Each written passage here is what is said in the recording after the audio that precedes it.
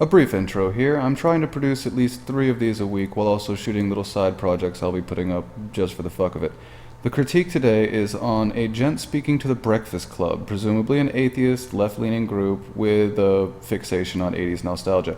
I couldn't be bothered to do any more research because if they listen to this self-flagellating, weak-willed softy, I don't ever even want to give their website any hits. Also, people, learn to film yourself. First, it was this dummy. Now it's this guy shooting a great nostril shot. It's like I'm starting a channel for nostril fetishists. How's it going, Breakfast Club? So I got into a debate with somebody on Facebook the other day, and basically they tried to tell me that we shouldn't really allow immigration from Muslim countries. They cited Europe.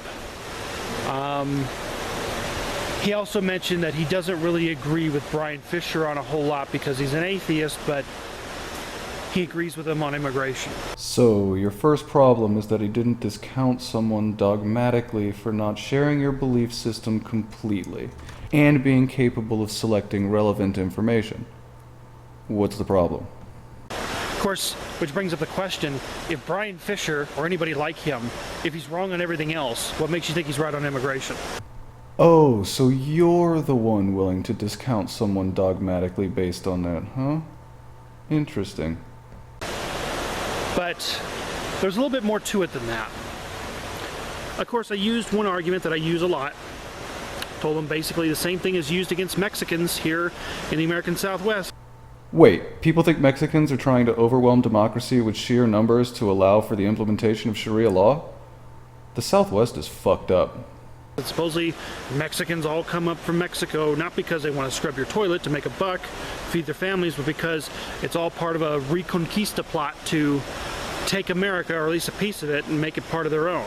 Now, I'm not saying this is the case, but with just a little bit of research, you would find that even the Wikipedia that exists on this article has some, shall we say, questionable select quotes. Now, I'm not saying these represent the norm or anything like that, but as far as I can ascertain, if you were to get a Mexican guy drunk in a bar, he would probably say, yeah, we're taking it back 1 mile at a time. Then again, I'm guessing you're the type of lefty that would be like, yeah, but we stole it in the first place, so we should probably give it back. And, it's a BS, it's a bullshit conspiracy theory. And, this idea that Muslims come over here because they secretly want the whole world ruled from Riyadh. No, they dispute if it should be Riyadh, Mecca, or Jerusalem, but it's crap too. Of course, I didn't sway this person. So, he claimed that this amounts to an invasion, and that they want to redraw borders, and that it's racism against white people, and all this other spiel. And I wish I had screenshots to show you. Unfortunately, he blocked me before I could get them. Either new to the internet or a lying moron. So, I explained to a couple other people after he blocked me, I said, the white man has been invading the Muslim world for over 100 years. Your weak, short-sighted grasp of history is showing. We all know about how the Ottoman Empire joined the Central Powers during World War I, and that was a fatal mistake on their part. Oh, but that's okay, because they weren't white. They were misled. Only whites can do evil for evil's sake, because we are the only true and fully realized... Oh, wait. They lost, and they got carved up. Like every victor has done to every loser of every conflict ever. But, the funny thing is, we invaded that area. I say we, I'm talking about white people in general. So here it's okay to make wild generalizations about all white people, but yeah. Allies of World War I, and we decided where their borders are, which are still relevant today. I would like to point out that these borders aren't and were never relevant. Like this border. Because the people living there have never given half of a shit about what we call our maps. Oh, how are you doing over there, by the way, Kurds? We're sorry for missing that one. We really dropped the ball there. Damn Turks. Oh, but their slaughter wasn't from whites, so... Most of them still are the same today. And we decided who's going to rule over them. You know, BP existed. Yes, BP, British Petroleum, the BP oil spill in the Gulf folks. Well, that was a useless little subplot there. They existed back then under a different name, but it was still them. And they even paid, you know, like the Saudis to take over Saudi Arabia. They were instrumental in Kuwait becoming a independent state. I mean, there were groups that cooperated and they got their own country, and then there were some other groups that were either too powerful or they weren't seen as cooperative enough. And those were the ones that got shoved in places like Iraq with groups that were constantly at war with them, didn't like them, and had a dictator slapped over them. Well, there's more to it than that. The British directly controlled the monarchy of Iraq, yeah, but you're completely ignoring self-ruling Turkey and Iran, and all of the previously existent infighting. I don't think you've studied history very well. Now, to the people out there who seem to think that immigration is invasion, yes, if ISIS were to invade the US, which I don't see that ever really happening. Yeah, probably it isn't likely, genius. 40 or 50,000 people with no Air Force or Navy, it's very highly unlikely that they'll invade. But this is a straw man. It has nothing at all to do with the initial point. But hey, I love a good laugh. Proceed. But if ISIS were to invade the U.S. and they were shooting in the streets and claiming they were just bringing freedom and Sharia to the U.S. and deciding what our borders are going to be, yes, I would expect my neighbors to pick up their guns and hit the streets. If this were to happen, I request to serve in any company besides his. That's what the Iraqis were doing when we invaded.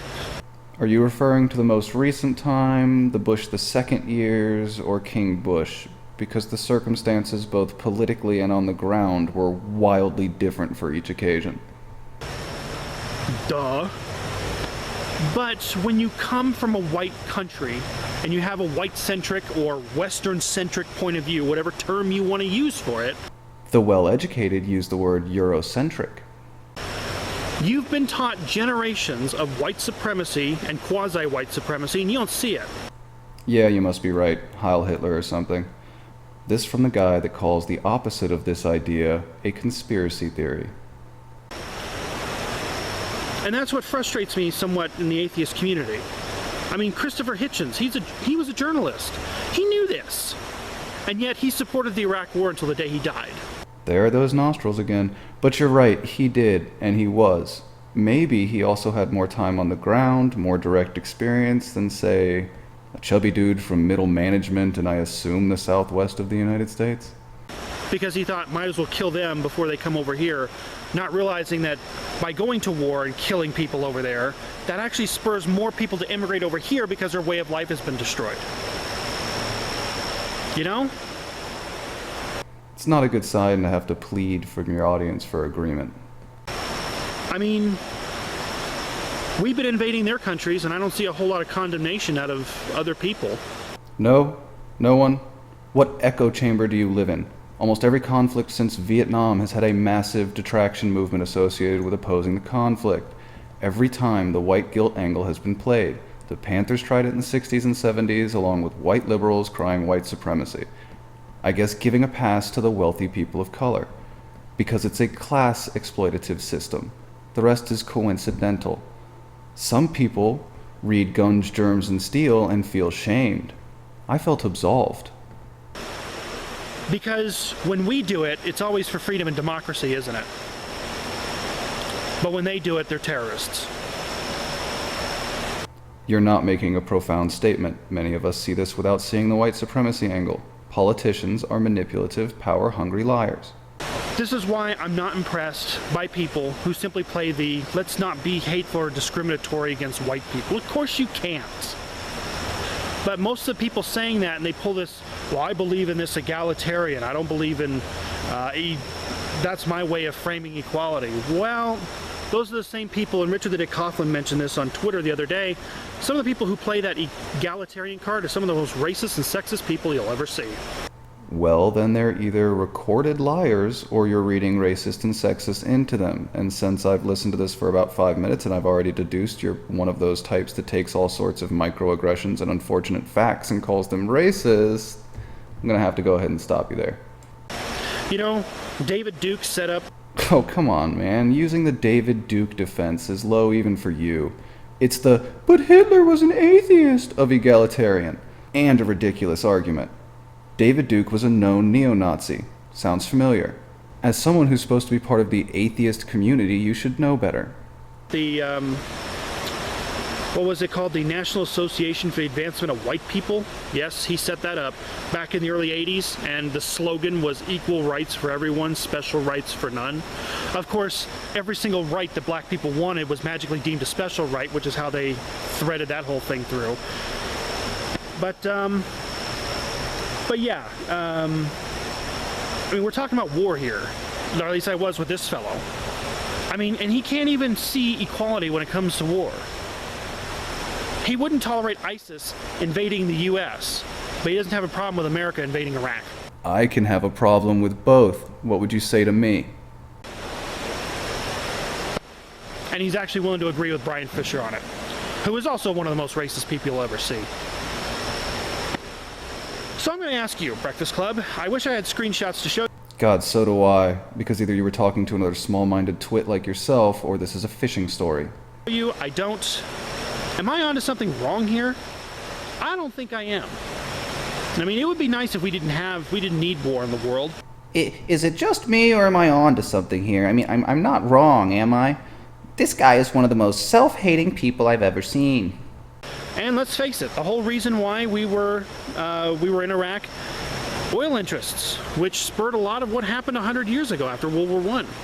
We haven't learned a damn thing, have we? Be nice if we did. But if you're a privileged little white shit, you don't need to learn anything that's not in your propagandized textbooks.